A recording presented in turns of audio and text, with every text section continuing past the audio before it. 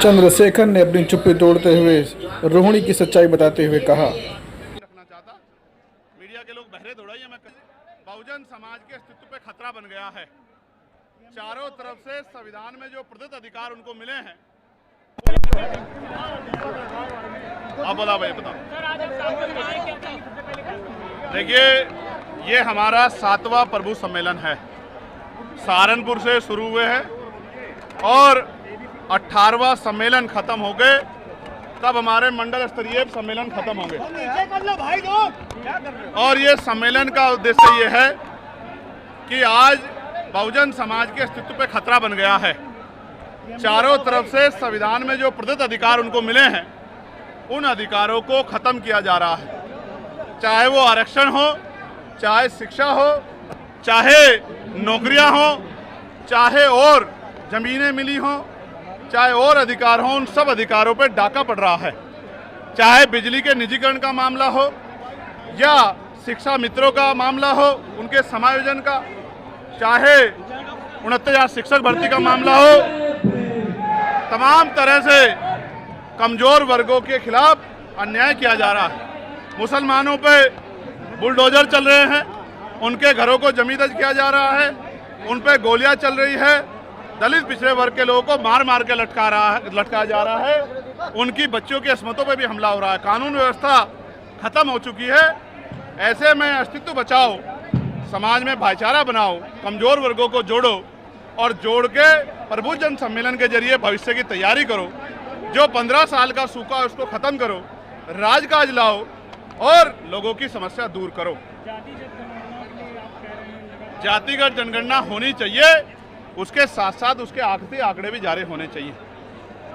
सिर्फ गणना ही नहीं, किसके पास जमीन है, किसके पास रोजगार है, किसके पास इंडस्ट्री है, किसके पास पैसा है, किसके पास हेलीकॉप्टर है, किसके पास जहाज है, किसके पास 4 पहिया गाड़ी है, किसके पास 2 पहिया गाड़ी है, किस पे पक्का मकान है, किस पे दुकान है और कौन गरीबी में मर रहा है, ये सारी जानकारी सार्वजनिक होनी चाहिए।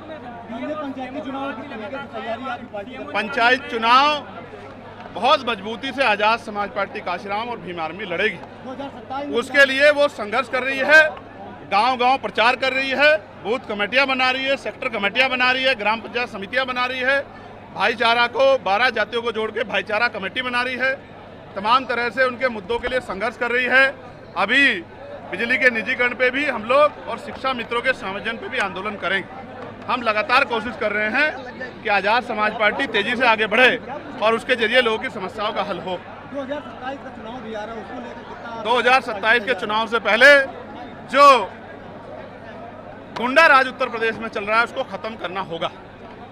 जैसे आपने देखा 50 झुग्गियां जली, कोई मुआवजा नहीं मिला, सीएमओ को हटा दिया गया, उसको जाति सूचक गालियां दी गई, उसको सिस्टम में आने का न्योता दिया गया, ना करने पे उसको हटा दिया गया। इसका मतलब आप समझिए कि जो दलित पिछड़े वर्ग का व्यक्ति, मुस्लिम समाज का व्यक्ति इनके सिस्टम में नहीं आएगा, उसको अपमानित भी करेंगे, उसको हटा भी देंगे।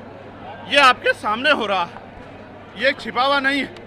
और जिस तरह से कौशाम्बी में सरकार ने गलत तरह से षड्यंत्र करके जिनकी बेटी के साथ अन्याय हुआ, उन्हीं को आरोपी बना के उनके लिए लड़ने वालों को जेल में डाल दिया। ये भी पाल समाज के साथ जो अन्याय हो, ये भी किसी छिपावा नहीं। इसलिए मैंने उस घटना की सीबीआई जांच की मांग की है। बहुत जल्द मैं उस परिवार से मिलने के लिए भी जाऊंगा। आप एक आरोप लगा है छेड़खानी का, मैंने इस पर कहा है कि मैं कोर्ट में ही अपना जवाब दूंगा। एक महिला के सम्मान का विषय, और मैं इस पर अब बात इसलिए भी रखना चाहता, मीडिया के लोग बहरे दौड़ाइए, मैं कई बार इस पर कह चुका हूँ, फिर मीडिया के लोग इस पर सवाल करते हैं। नहीं, मैं हैसियत